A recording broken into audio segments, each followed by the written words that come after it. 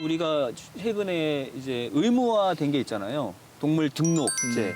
예. 그거는 이제 마이크로칩을 넣는 거잖아요. 네네, 예. 맞습니다. 근데 목소리 그게 삽입을 또 하는 거. 강아지에 괜찮은가 싶어요. 어쨌든 몸 안에 그 칩을 또 넣어야 되는 거니까. 네. 일단 제일 많이 걱정하시는 부분은 이거 할 때 아프지 않아요?라를 많이 물어보세요.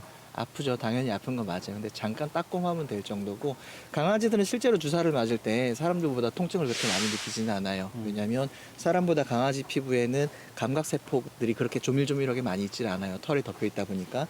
그리고 주사가 들어가는 부위 자체도 근육 속으로 들어가면 많이 아플 거예요. 근데 피부와 근육층 사이에 빈 공간에 들어가게 되거든요. 그래서 통증은 잠깐 눈 한번 움찔하면 될 정도이고, 힘이 세거나 크거나 사나운 아이들도 잠깐 그 정도는 참아줄 수 있어요. 그리고 부작용에 대해서 많이 걱정들을 하시는데, 올바른 방법으로 잘 삽입만 한다면, 지금까지 제가 동물병원 5년 운영하면서 마이크로칩으로 인한 문제가 됐던 적은 한 번도 없었어요. 예. 저희 외가요. 제가 그 부작용 걱정해서 처음에 외장형으로 했었거든요. 네. 근데 자꾸 잊어먹는 의미가 거예요. 없죠. 그래서 막 씹어먹고 그래서 근데 정말 주위에서 말씀하신 것처럼 한 번도 그런 걸 본 적이 없어요. 이게 결국은 내장형으로 결국은 하셨어요? 내장형으로 했어요. 그리고 아마 제가 알기로 내년부터는 외장형이 아니라 내장형으로만 해야 된다고 알고 있어요. 그래서 제가 뉴스로 봤는데 제주도가 전국 최초로 그래서 2022년까지 동물 등록 비용을 지원한다고 하더라고요. 예, 그리고 뭐 좋은 기회잖아요. 이참에 반려동물들 꼭 등록하셔가지고 행복하게 잘 오래오래 살았으면 좋겠고요. 반려인과 함께 행복하게 살기 위해 우리가 갖춰야 할 조건 뭐가 있을까요? 제일 중요한 거는 제가 외국하고 우리나라하고 차이가 뭐냐면은 우리나라 사람들은 강아지를 안고 다녀요. 또 작은 애들이나. 근데 그러니까 너무 과잉보호죠. 그래갖고 훈련에서 가장 중요한 거는 되는 거 안 되는 거거든요. 그게 정확하게 이루어져야 강아지가 컨트롤이 되고 하는데 계속 강아지가 원하는 걸 들어주고 계속 그러다 보면 강아지가 지금 가장 문제가 뭐냐면은 실외 강아지들보단 실내에서 같이 사람하고 생활하는 강아지들의 문제들이 많거든요. 그게 보면은 분리불안 아니면 짖는 거 아니면 사람한테 뭐 문다든지.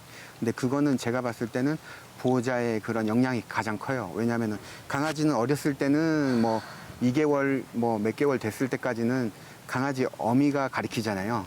그 이후에는 그 보호자한테 가가지고 보호자한테 계속 그런 걸 배우는 거거든요.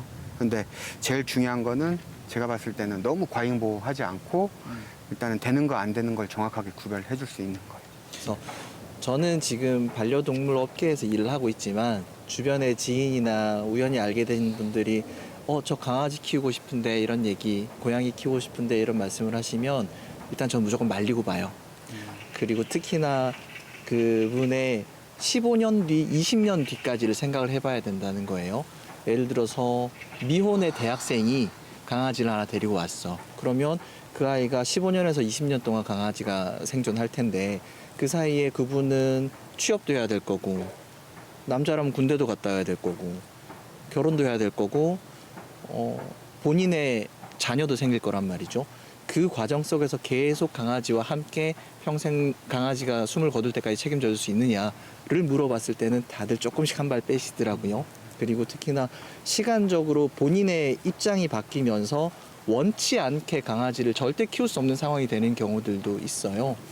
예를 들면 3년 전에 저희 병원에 진료를 받으러 왔어요. 새댁이셨어요. 보호자분은 아기를 안고 이렇게 고양이도 데리고 오셨는데, 시집을 가서 시댁살이를 하시게 된 거예요. 근데 시집에서는 절대 고양이는 집안에 들일 수 안 돼. 없다 하니 컨테이너 같은 창고에 두고 3일에 한 번씩 밥만 주러 가는 그런 상황이었던 거죠.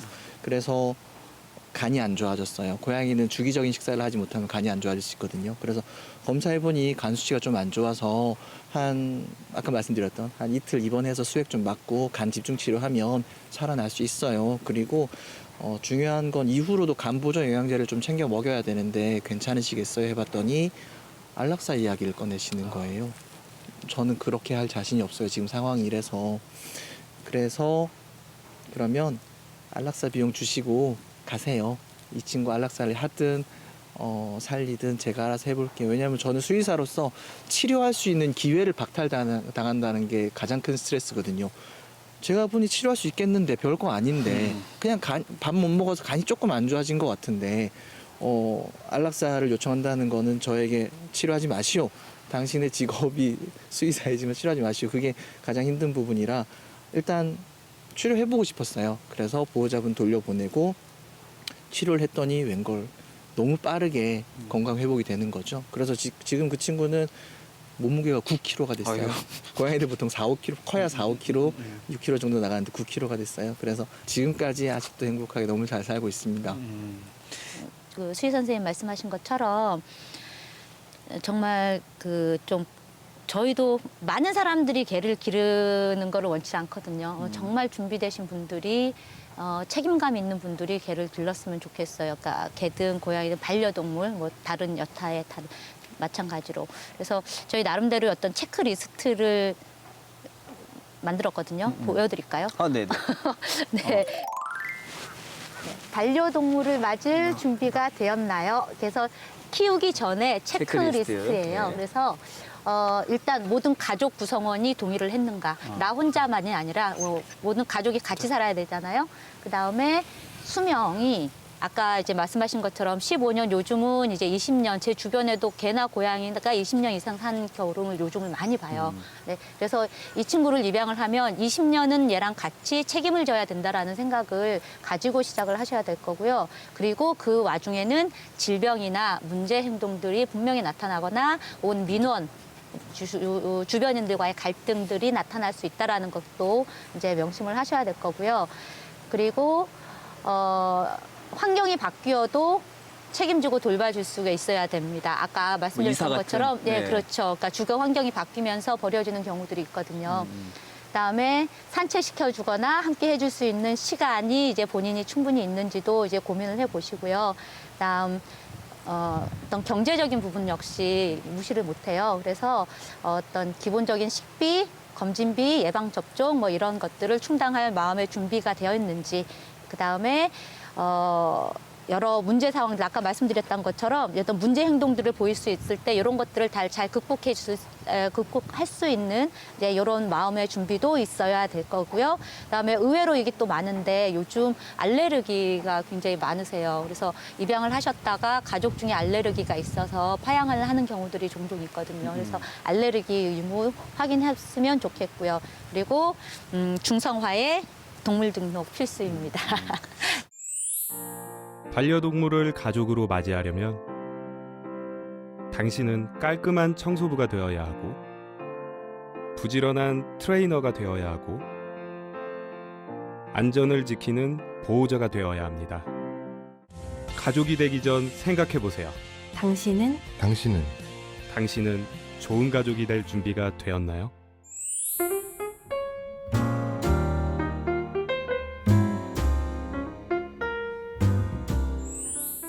그래서 저는 아까 인상 깊었던 게 대표님이 그러니까 이제 우리 루가 네. 배변을 했어요. 네. 근데 뭐 당연하잖아요. 그게 이제 배변 봉투 꺼내서 이렇게 수거를 하는 게. 근데 이런 패티캣이라고 하잖아요. 아, 네, 네. 네. 패티캣 뭐 잘 지켜지고 있을까요?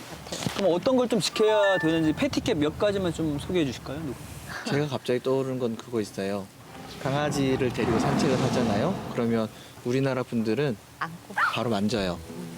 그게 외국에서는 절대 허용되지 않는다고 해요. 반드시 뭐 물어봐야 되고 얘 만져도 되는 아이인지 물어보고 그러고 다가간다고 하더라고요. 그건 떠올랐었고. 그리고 매너 에티켓적인 부분에서 입마개 그리고 배변 봉투 이거는 필수적으로 챙기고 외국에서는 나가는데 우리나라도 이제 좀 조금씩 늘어나고는 있어요. 근데 아직까지 입마개 없이 내지는 목줄도 없이 산책하는 아이들도 있고 배변 봉투 없이 똥오줌 싼 거 그냥 두고 가시는 분들도 계시고 그게 좀 크지 않을까 싶어요. 내 새끼가 싼 똥은 내가 좀 치워야죠. 그거랑 공격성 있는 아이라면 공격하지 않도록 하는 것 하고 목줄. 그리고 우리 플루엔서 선생님께서 해결해 주시겠지만 분리불안에 대한 부분도 보호자분께서 좀 해결해 주셔야 해요. 왜냐하면 짖음, 소음 때문에 이웃들에게 가장 큰 피해는 소음이 아닐까 싶어요. 무슨 뭐 엘리베이터에서 개털이 떨어졌는 이런 건 사소한 문제고요. 밤에 내지는 낮에 강아지들이 혼자 있을 때 같이 있을 때는 많이 안 짖어요. 혼자 있을 때 많이 짖는 문제, 그런 문제들을 우리 훈련사 선생님과 함께 해결해 나가면 좋겠어요. 그 짖고 네. 그리고 뭐 약간 사람을 문다거나 이런 거 분명히 훈련으로 교육이 되나요? 지금 고쳐질 수 제일 있어요? 가장 문제가 지금 실외견들보다 실내에서 강아지들이 문제가 많이 생겨요. 그래갖고 짖음 아니면은 뭐 분리불안 그리고 무는 거. 근데 대부분 보호자 때문에 생기는 거거든요. 과잉보호인데 이게 어릴 적부터도 되는 거 안 되는 걸 정확하게 구별하고 지금 문제 행동이 있어도 그 고쳐지는 거는 많이 좋아지거든요. 그런 교육으로 통해 가지고 네. 그 견세권이라고 들어보셨어요? 혹시 신조어인데 그러니까 반려동물과 함께 살기 좋은 환경을 이야기하는 신조어라고 하더라고요. 견세권이. 그러면 어떤 환경이 좋은 환경이라고 할 수 있을까요? 환경을 제도가 좀 만들어줬으면 어떨까 하는 생각도 드네요. 지금 얘기 들으면서 예. 물론 이제 산책하기 좋고 중산간 지역이나 이런 데서 산책 때문에 혹은 개를 기르기 좋아서 그러니까 공동주택이 아닌 전원주택이나 단독에서 뭐 되게 기르고 싶어서 이제 이런 데를 선택하시는 분들도 계신데 어쨌든 좋고요. 그런 환경이. 근데 저는 이제 제도적이나 이런 걸로 개를 기르기, 반려하기 좋은 제도들이 좀 마련됐으면 좋겠다라는 생각이 들어요. 그러니까 환경도 환경이지만 정책적으로 뭔가 예, 네네. 필요한 게 있다. 반려문화 놀이터라든지 지금 제주도에서 가장 큰 그 반려인들의 소원 중에 하나가 장묘시설일 거예요, 아마. 그러니까 제주도에 장묘시설이 없다 보니까 그러니까 반려동물들이 죽으면 떠나보내고 나서 어떻게 해야 되냐 하면 생활 쓰레기거든요. 쓰레기 봉투에 담아서 버려야 돼요. 그러니까 상상이 되세요. 그러니까 얘가 내 품에서 나랑 같이 잠자고 먹고 자고 했던 애인데 죽으면 쓰레기 봉투에 버려서 그냥 그 클린하우스에 버려야 되는 게 법이에요. 근데 그걸 안 되기 위해서 그래서 이제 육지로 데리고 나가죠. 장묘시설을 찾아서. 근데 제주에 없다 보니 가장 큰 바람 중에 하나고. 육지로 데리고 나가는 거 되게 힘들더라고요. 제가 한번 해봤는데 강아지 사체는 우리 여객선을 탈 수가 없어요, 비행기를. 그래서 제가 우리 사체를 안고 항공사 카운터에 물어봤죠. 혹시 제가 이 친구를 데리고 탈 수 있느냐 아니면 수화물 칸으로 보내야 되느냐를 물어봤는데 의외의 답변이었어요. 아니요, 저기 항공청사 가셔서 항공 비행기를 타고 강아지 사체는 가셔야 하고 저는 여객선을 타고 가서 공항에서 다시 만나야 해요. 너무 진짜 마음 아팠어요. 네. 그러니까 또 항공청사에서는 마치 김치처럼요. 뭔가 새어 나오지 않는지 잘 밀봉되어 있죠. 냄새가 새어 나오지 않겠죠. 액체 타액이 흘러 나오지 않는지를 체크를 하고 밀봉을 해서 화물 비행기에 태우고 저는 여객선을 타고 가서 만났죠.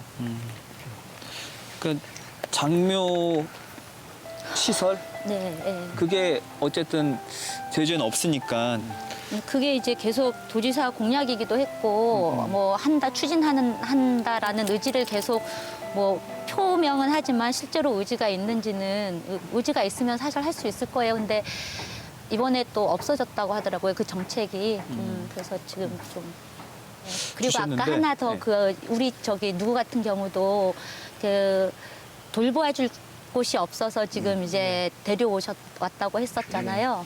그러니까 반려인들이 더 이상 동물을 책임지지 못하는 어쩔 수 없는 상황이 있잖아요. 이제 그럴 때 사육포기 인수 보호 제도라는 게 올해 생겼어요. 이제 그런 경우에 이 개를 보호해 준다라는 굉장히 좋은 취지이긴 하나. 근데 이제 그 뒷부분에는 이제 아직은 얘네들을 보호할 수 있는 이제 좋은 어떤 시설이 있는 게 아니라 결국은 센터로 보내는 거더라고요. 그래서 이제 그런 정책들이 좀 더 보완이 돼서 정말로 그 사육 포기를 할 수밖에 없는 그런 뭐 몸이 아팠다거나 뭐 피치 못하게 어떤 일이 생겼을 때 이제 보호해 주다가 뭐 입양처를 찾아주는 그런 시스템들이 좀 생겼으면 좋겠습니다.